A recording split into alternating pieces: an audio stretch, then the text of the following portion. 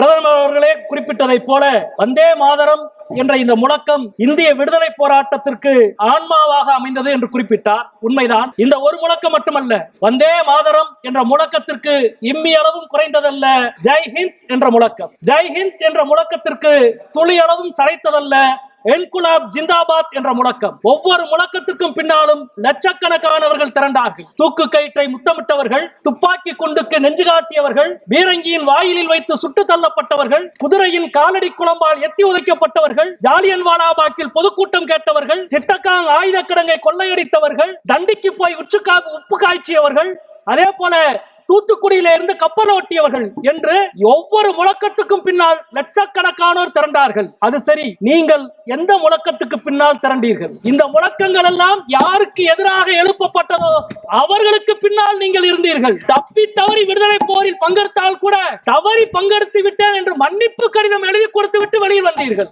இந்த முழக்கத்தை கடந்த காலங்களில் ஏந்தியவர்கள் எல்லாம் எழுதியவர்கள் எல்லாம் விடுதலை போராட்டத்தில் பங்கெடுத்தவர்கள்.